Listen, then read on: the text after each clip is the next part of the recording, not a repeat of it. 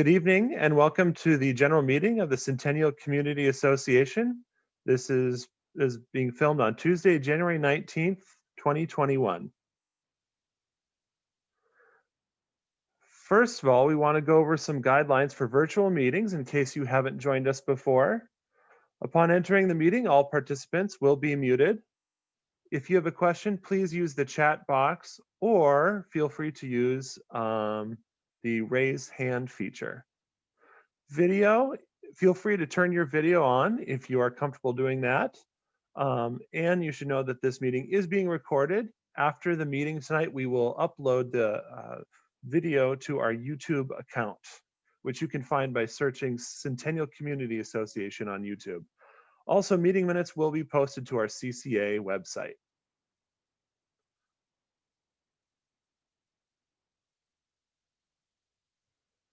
So here is our agenda for the evening. First of all, we have Gail Palmer with CCA here to talk about the East Portland Resilience Coalition and the Portland Clean Energy Fund update.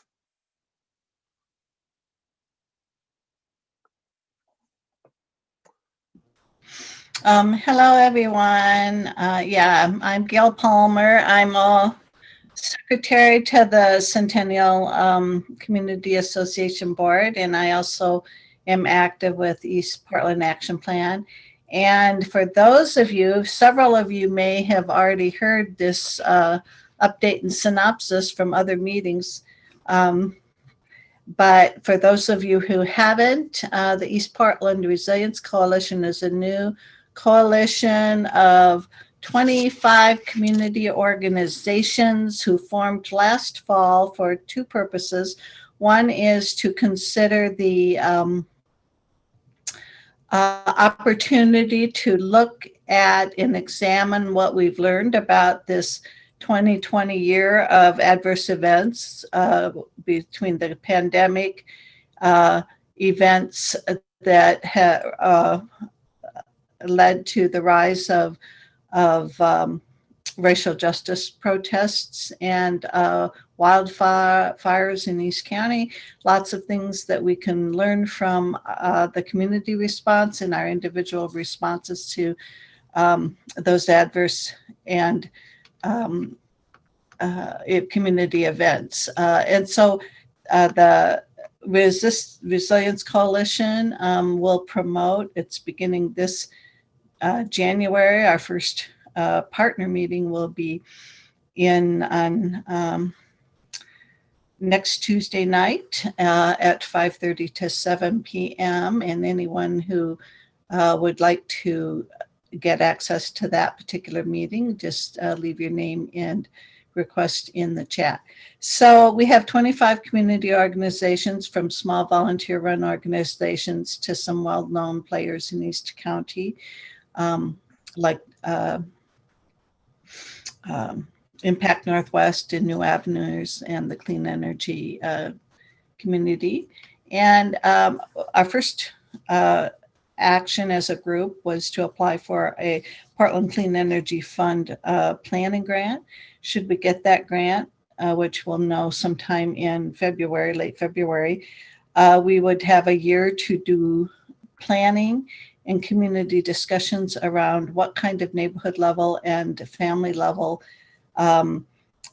projects that we could suggest for implementation with clean energy funds in the future. And our geographic target for this activity and focus are the 13 neighborhoods in East Portland that are associated with the East Portland Action Plan and the East Portland Neighborhood Office. So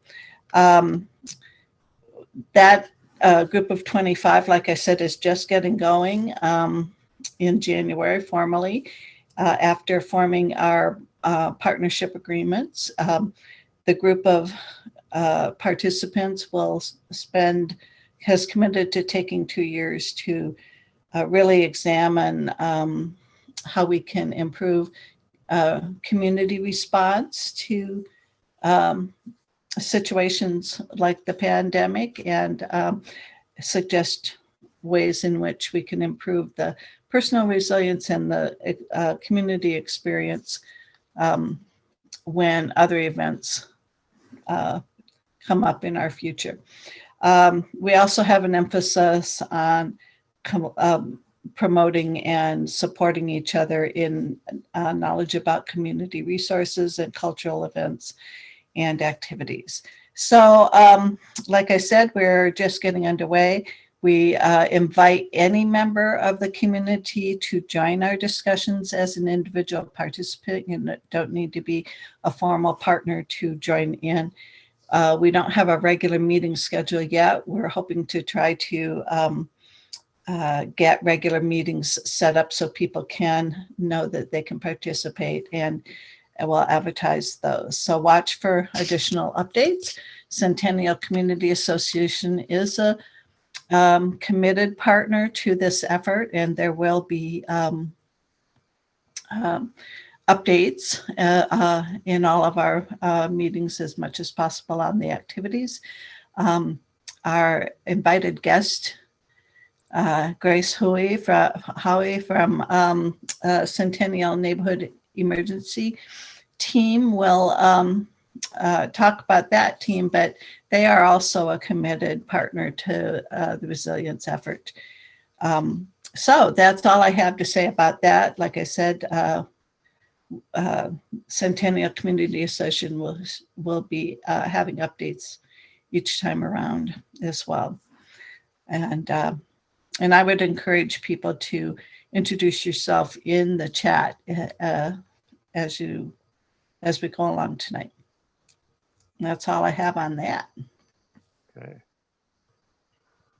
Wonderful. Thanks to hear updates on that, Gail. And we know that it is moving as slowly as some things are moving these days. It's good to see some progress.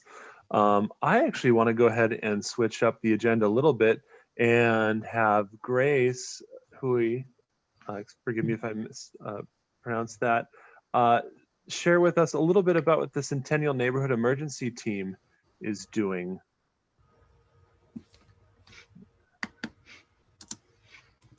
Sure, thank you. Welcome, yeah. Hi, I'm Grace Hoagie. This is Reagan. She always comes on my lap when I get on web meetings because she thinks I'm talking to her, so she thinks it's time for us to have a meeting. I am an assistant team leader with the Centennial Neighborhood Emergency Team.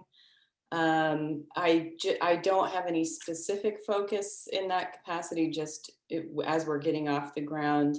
I'm kind of like a general assistant team leader, helping our newly elected team leader, Karen Wolfgang, with just basically everything. So we're kind of sharing a lot of those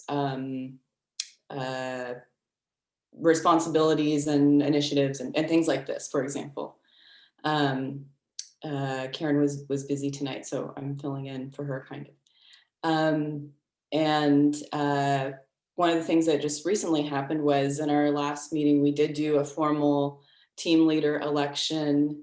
Karen had been fulfilling the role of being a team leader since the inception of our team. She's really the one that got it off the ground and started us having meetings and started contacting people. And,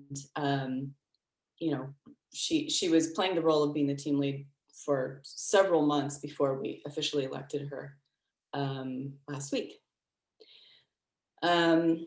So then a couple of other things that we have on our roadmap and on our list of things that we're trying to take on in the next during this quarter in the next month or two is we're working on creating an operations plan.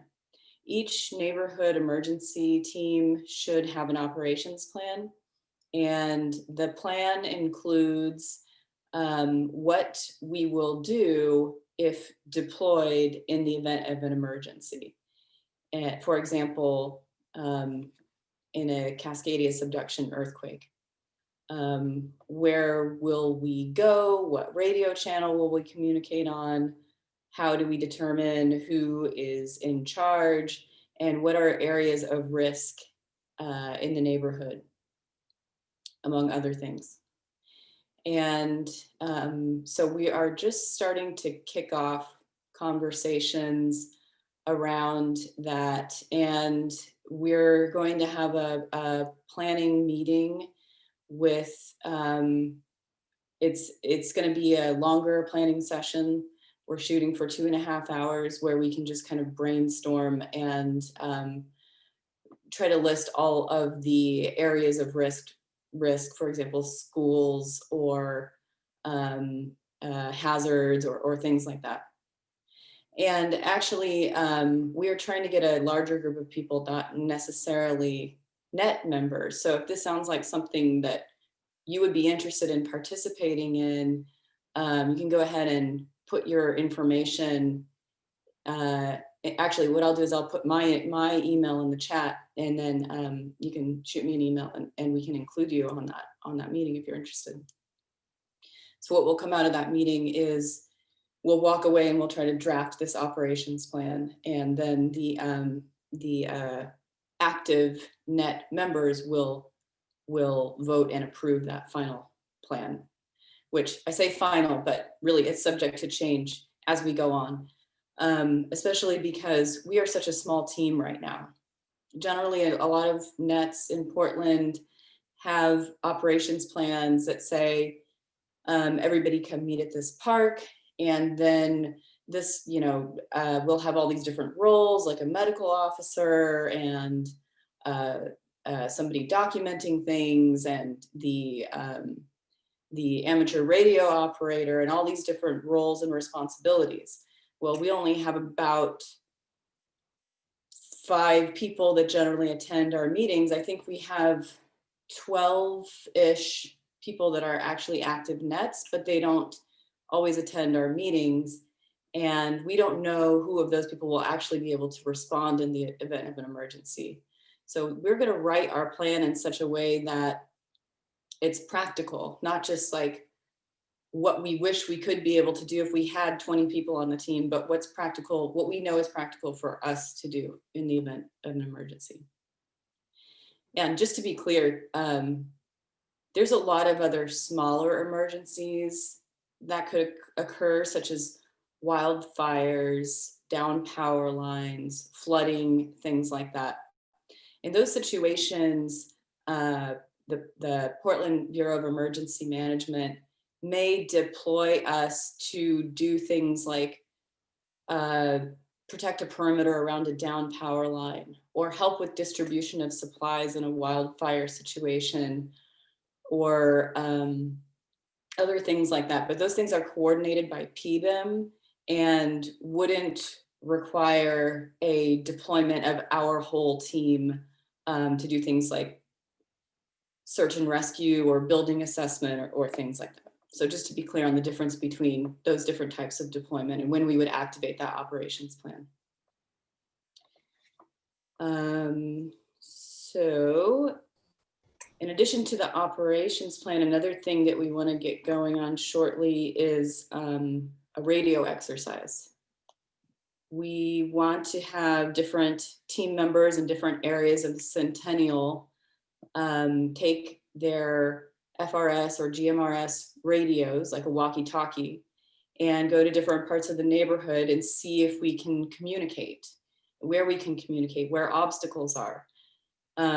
Seems like it's pretty flat here for the most part, but there's a lot of things that we don't think about in terms of buildings or other kinds of tall buildings or other kinds of structures.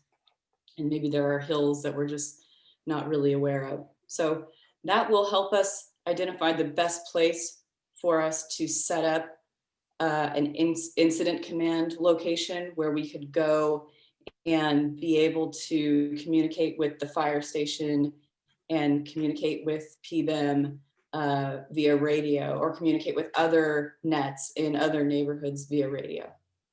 And that will also help us. The other outcome of that will be, we need to decide what channel we'll be on in the event of an emergency.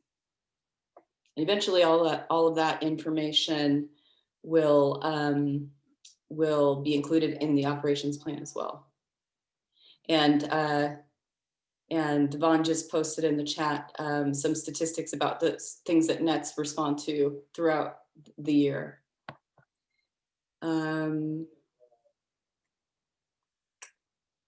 So those are kind of like our major initiatives right now. In general, we are focusing heavily on community resilience, and I've been a NET member for 2 years. I've lived in Centennial that whole time, but I've been participating with other teams while I've been waiting, or not waiting, but while until we had like a quorum of enough people in Centennial that were able to participate in a team, and until really Karen took the initiative to get that off the ground. So I've seen how some other teams work, and a lot of times the NET members, the people that attend meetings and the people that are involved, they come through the training. They find out about the NET training, they go through the training, or they, as they're starting to go through the application process, they find out about their local NET and they start attending meetings. We want to kind of take not a different approach, but an additional approach for recruitment, which is to reach out to people in the community that may not have the time or ability to commit to the full NET training, and bring them on as participants in our meetings and our conversations, and to be educated and empowered in a way to help out in the event of an emergency as well, and both on their own and in cooperation with the Centennial NET. And along with that, obviously, the best way to respond to an emergency is to be prepared for an emergency. So also educating the community about disaster preparedness is a big priority for us. So we are trying different methods of recruiting people to participate along those lines. We are inviting NET applicants to be involved more than they would probably normally be involved, if not during the pandemic, because we haven't been able to do the traditional on-site, hands-on, basic NET training that we would normally do. So there's been some opportunities for people to train online, but we're also just trying to keep those applicants engaged and trying to find new participants, whether they want to apply to be a NET member, whether they want to go through the training or not. We'll take anybody that is interested in helping or just learning more about being prepared. And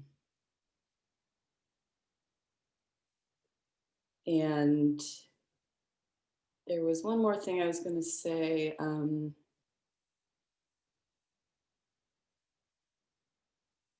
I can't find it right now, but maybe I'll think about that. Maybe I can see if I can remember what the last thing I was going to say. But can we, are there any questions? Can people put questions in the chat, or can we open it up for questions? Yeah, absolutely. If anyone has a question, I'll start. I know that Centennial is one of the last neighborhoods in the city to not have a NET team until, most recently. So I'm wondering, have you been talking with NETs in other adjacent neighborhoods in East Portland? I would imagine that a lot of them have the same concerns and vulnerabilities and conditions that we have here. Yeah, definitely. Thank you for that question. It actually reminded me of the last thing I was going to say. So there is a network of NETs called the Far East NETs. And there's about, I won't try to name all the neighborhoods right now, but it's about half a dozen. And we stay in communication. We have quarterly meetings with the much larger group, where we'll, just, talk about goings on, and then also do like some kind of training exercise, or somebody will present on a particular topic. But yeah, definitely we're in touch with those folks. And as we work on our operations plan and all those other things, we are trying to learn from them. And even our monthly meetings, I attend Hazelwood Mill Park meetings, and sometimes some folks from other neighborhoods will attend our meetings as well. So we're definitely trying to maintain that network and not recreate the wheel, and try to learn from what other people have. Which leads me to the other thing that I was going to bring up, which is that since we are coming online as late as we are, we know that there are a lot of existing community organizations, like community associations, like Rosewood Initiative, like other mutual aid groups.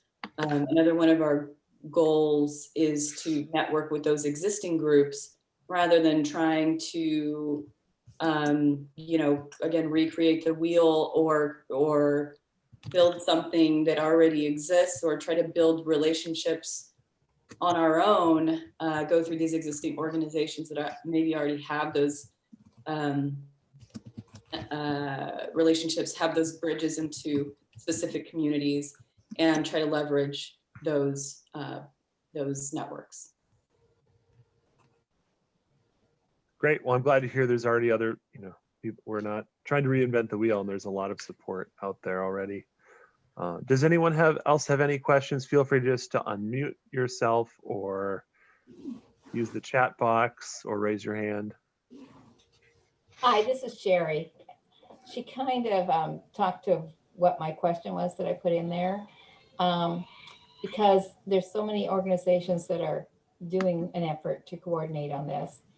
And I'm aware of my own personal church. There's a statewide organization or work being done on disaster preparedness. So I just wanted to make sure that we were connecting and making sure that we're not reinventing the wheel. So I'd like to just get some more information from Grace, if she puts her email on there. Yeah. I will do that. I'll go ahead and do that now before I forget. So we don't have, it's definitely a goal that we have to build those relationships, and that includes churches. It includes all community organizations, especially those that might have reached into a community that's historically underserved. And definitely we see that churches fulfill that role. And sometimes church is a person's community, or a family's community. So I don't have any progress to tell you about on that front, because it's just something that we want to do, not necessarily something that we've made a lot of progress on yet. But it's on our radar for sure. And if you have a specific church in mind, or a specific organization in mind, where you think that organization's members would be interested in what's going on with NET, or might be interested in a presentation, like a preparedness presentation or something like that, that's something we would definitely like to do.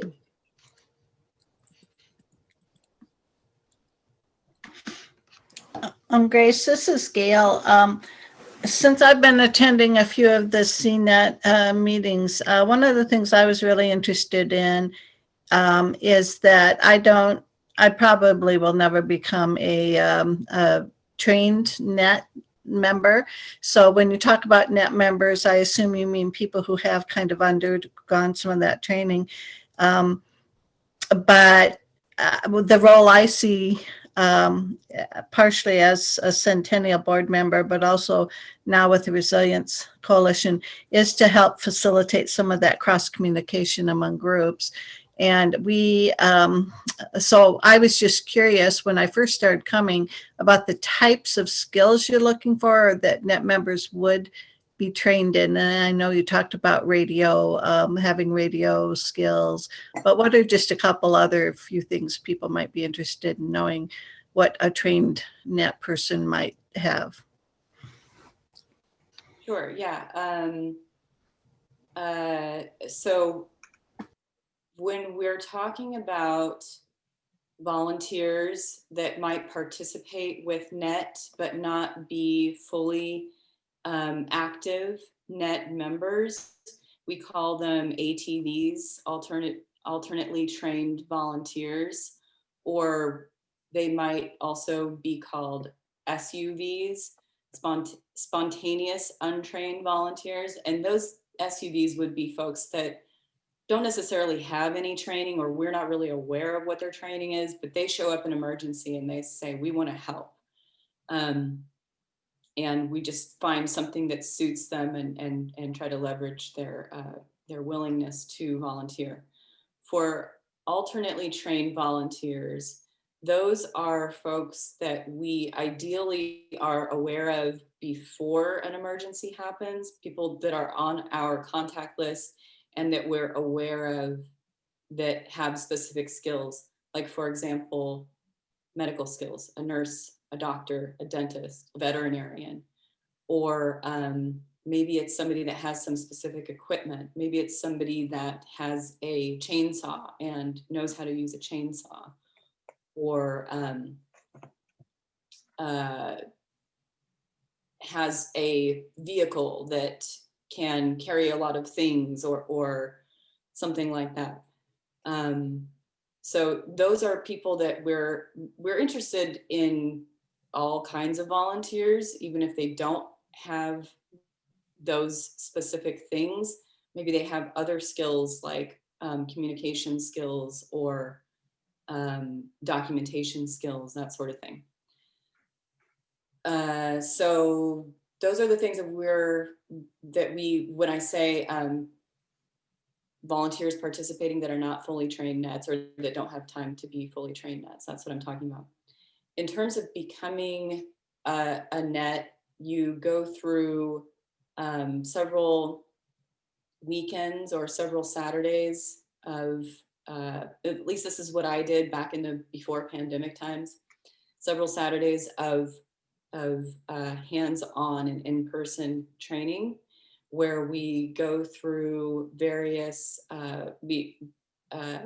training topics and exercises, and we learn disaster triage, like medical triage in mass casualty situations. We learn search and rescue. We learn disaster psychology.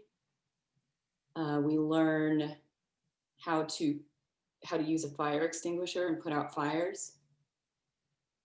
We learn how to, kind of as part of the search and rescue, we learn how to safely remove somebody that's trapped by debris. Now, that's not necessarily something that's very likely to come up in Centennial.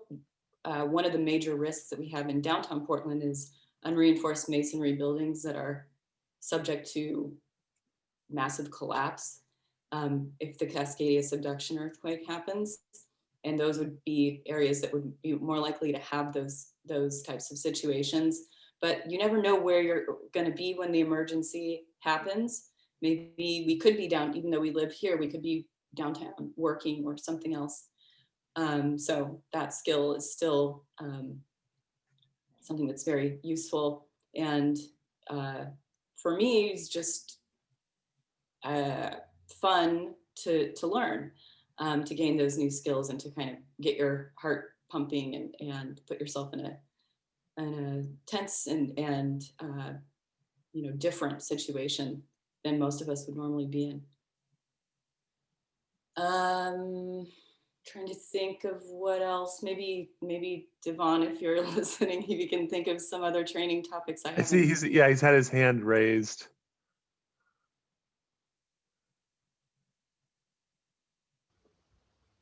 Can everyone hear me? Okay. Yes.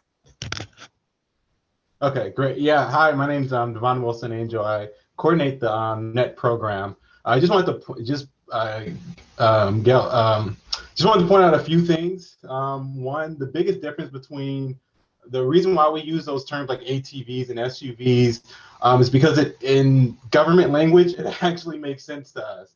NET volunteers are sponsored and indemnified by the city of Portland, meaning we pretty much do a lot of the expenses when it comes to training. And if they were to be doing actions that was in their scope of work and someone tried to sue them for that, the city's lawyers would then step in because they're indemnified by the city. So that's really the biggest distinction between a NET volunteer and someone who wants to just be a part of the NET volunteer. It's just a risk that they take on of understanding that you're not protected by the city. However, if you're a doctor or a nurse, you probably have your own sort of off-duty guidelines that you have as well. So just wanted to point that out. And as of now, with NET training, for folks who are looking into that, the online training is the best method. Just until we can sort of get through a little bit of COVID and understand just better how we can put on a safe training. So there is a training being done through the University of Utah. It's not long to take the training or too crazy long, but it is a way someone can be a part of the program. And I'll put my email in the chat as well as the Utah University link for anyone who's interested. And you would just take that and send me your certificate, and we can help you become a NET volunteer. And then other skills that we do in NET, we call them more of advanced training, and that could be something like knots, advanced knot courses. Believe it or not, there's more than one way to tie your shoes. There's wilderness first aid, one of my favorite topics to teach, which pretty much like what it sounds like. You're in the wilderness and you have nothing but what's on your back. How do you save a life? We have other training, other radio training, ham radio operators, and the list sort of goes on. So I'll put my email in the chat for anyone who has any questions or concerns. And I'll also include the link if I can find it fast enough.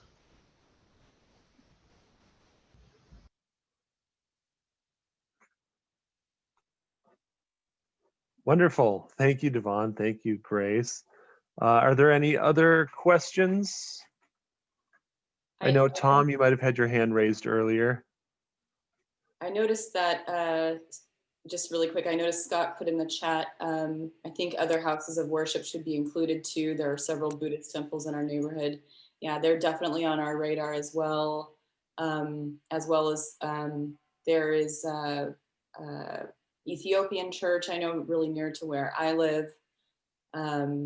So yeah, we are, that's definitely on our radar. Sorry, Tom, did you have something?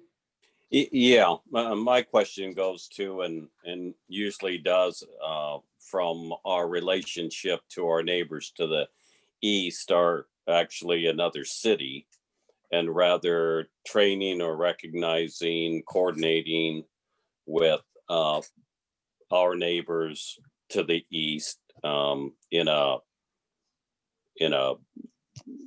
collective battle, as might happen under extreme stress, that the emergency doesn't stop at a particular street or border, and how that might be recognized or handled with the NET program. Great question. Yeah, so I think we all kind of live, a few blocks from Gresham, some closer than others. And actually, we just have been informed recently that we can invite people that live in Gresham, that near the border, or within at what's really our neighborhood, to participate in Centennial NET. whether just as, they always kind of could participate just as meeting attendees and staying informed, although I don't think we have had anyone do so yet, but we just found out recently that we can actually invite people to be trained members and get that same training that Devon was talking about through the city of Portland. And in terms of the hazards and risks and opportunities that exist in that area of Gresham, our kind of area of Gresham, really the other Centennial neighborhood that's part of Gresham, I think that's something that we'll probably talk about as we get to writing our operations plan. You know, there's several schools that are right on that border, so we're going to be keeping that in mind.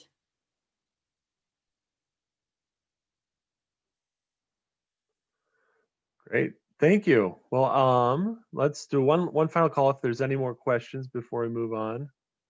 I'm glad that this has stirred so much conversation. Great. Well, I think that might be it for this. So Grace, Devon, thank you so much for coming and presenting and kind of sharing the exciting updates that are happening at our neighborhood emergency team. Lastly tonight, I want to hand the mic back off to Gail Palmer, who is going to share some potential opportunities for neighborhood cleanups. Gail, are you still with us? Sure. Yeah, I'm here. So, well, this will be fairly brief. I'm going to talk about a couple organizations that Centennial would be able to coordinate with. The idea that the board had is that we would like to try to organize sometime for late 2021 a more formalized neighborhood cleanup, pickup, trash pickup, general day of helping to pick up trash and beautify the neighborhood. And so our intention is to move forward on this. And of course, we would welcome any volunteers from our general CCA community who would like to get involved in and work on this with us. We don't have any dates in mind yet. And of course, we have to wait and understand what the environment will be by fall. But the two organizations, these will be extensively noted in the minutes along with the websites and stuff that we are planning to contact and work with and see what we can do is one is Trash for Peace, and Laura Gumper is one of the members of Trash for Peace. They have formally become part of East Portland Resilience Coalition as well, but they have hands-on creative experiences that encourage resilient communities, including Centennial and the East Portland communities. And their offices are actually at the City of Roses Disposal and Recycling business, which is a partner in waste reduction and hosting. They host the Trash for Peace offices. And they, right now on Trash for Peace, there is a regular 3 p.m. volunteer event at Gateway Park. And so you'd have to contact them. I don't know exactly what's involved in that. And maybe it's actually morphed into virtual, but it's listed on their calendar. And there are a number of things that we could coordinate with Trash for Peace. And so we're going to be investigating that. The second group I want to mention that some of you may be involved in is Solve Oregon. Solve is currently has on their calendar that they've just begun to support volunteer events again around the state, which they do, but also within communities like Centennial. they work with local event leaders to do volunteer events and help support communication in other ways that they can help support that. But one of their programs is called Pick It Up Portland, series of litter cleanups conducted in partnership with the city of Portland. And it's devoted to making Portland safer, cleaner, healthier city. And the volunteers like our group would get together and sponsor a cleanup day. And that could be things like the heavy waste trash cleanup, where we, as Centennial, will have a site where you can bring large types of waste. So I don't know, like I said, we don't know exactly how it's going to look and when that'll happen, but we're trying to alert the neighborhood that this is our intention to promote one of these events this year, and to certainly start soliciting additional help in response from anyone who is interested in getting involved with the program. And that's about what I have to say. Rather than, well, I could put in the chat, I can put probably the websites for Solve and Trash for Peace, in case you want to look into it yourself as an individual. But just stay alert and tuned to what we're going to be doing for Centennial. Any questions? Anybody want to volunteer right away?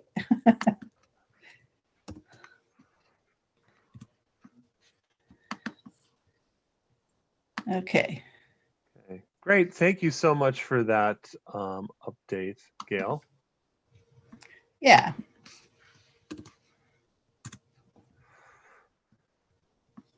Oh, great. And there's some links there in the chat. Okay, well, we do have a little bit of time. We have gone through our agenda. I am happy to open the floor. If anyone else has any comments, any questions about things happening in the neighborhood right now, or concerns, I just ask that you, write in the chat or raise your hand.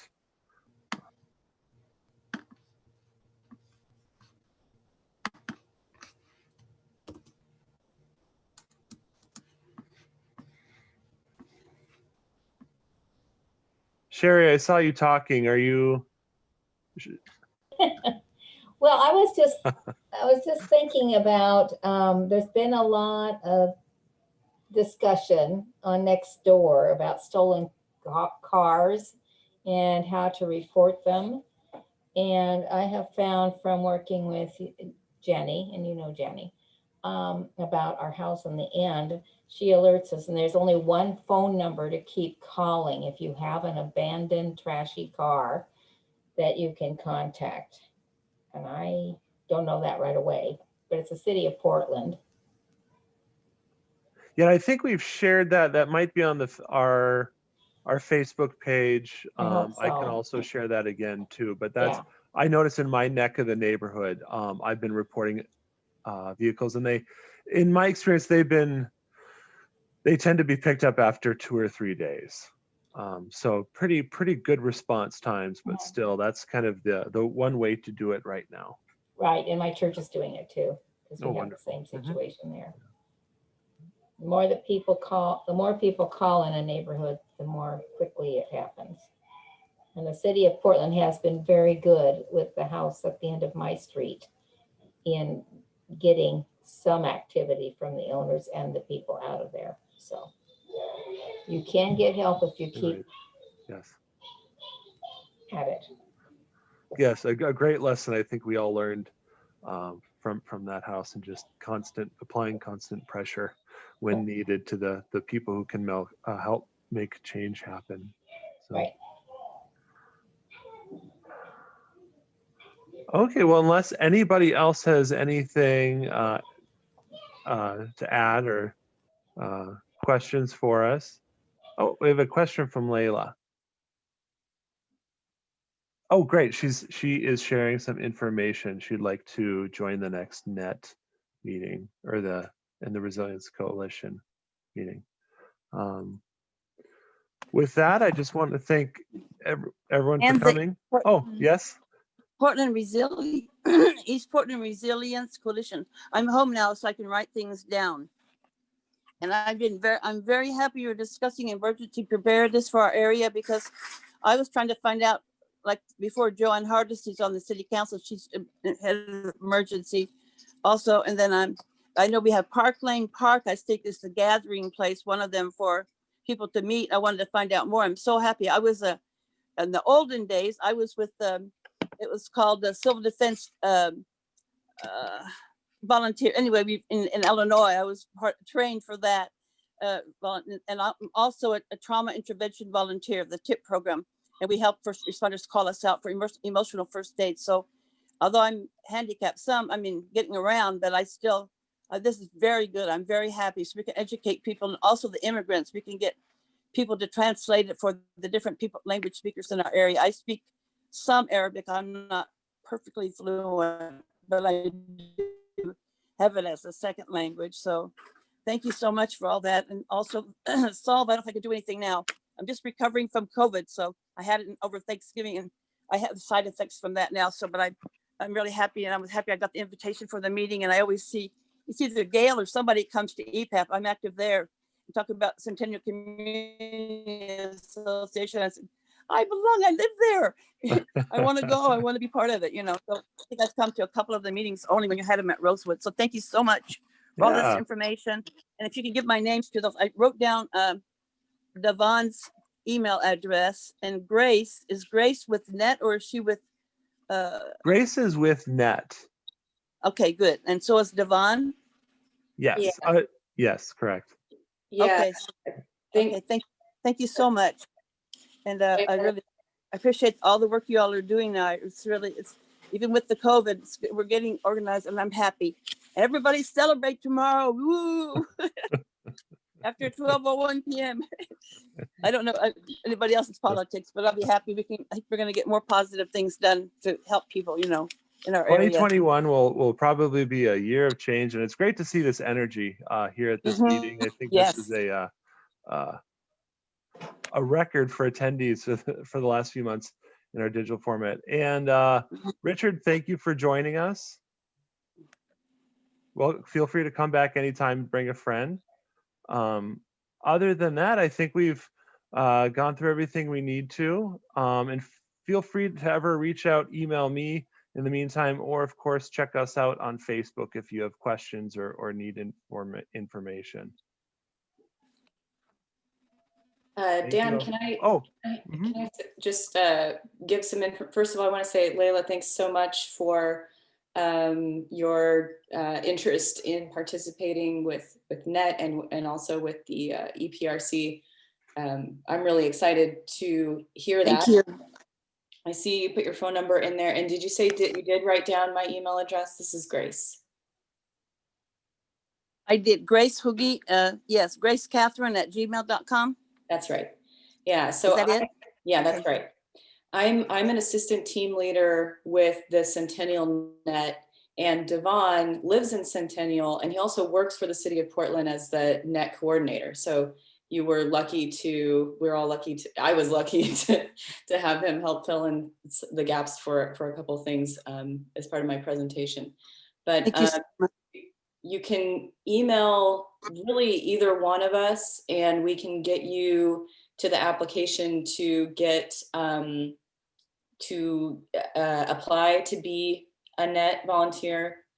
And if you, and I can also give you just the information for our Centennial monthly meetings so that you can just start attending those right away if you're. When are they? They are generally on Thursdays. They're not like a set day every month, but they're generally on Thursday evenings. So I can share the schedule with anybody that is interested in that. I have some meetings for the Democrats on the first Thursday and the second Thursday, and then I have another one, Division Midway Alliance, until 7 on the. I have Thursdays are pretty busy, but I'll try. I'll do my best to do that because I want to be with the local team. Yeah. Let's connect and see how we can line things up. Thank you. You can contact, I left my information. Is David gonna have Devon gonna have my information? Is he still here? Yeah, I'll take your, like I said, if you want to send one or both of us an email, then we'll have your information. I'll also take your phone number. And if we don't hear from you, then I'll just send you a text a little later. Thank you so much, everybody.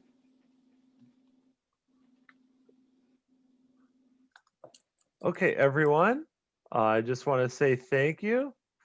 I think that's it for our meeting. Once again, I will be posting this video tonight on our YouTube account. So thank you for attending. Have a good evening and stay safe. Thank you, you too. Thank you. Take care.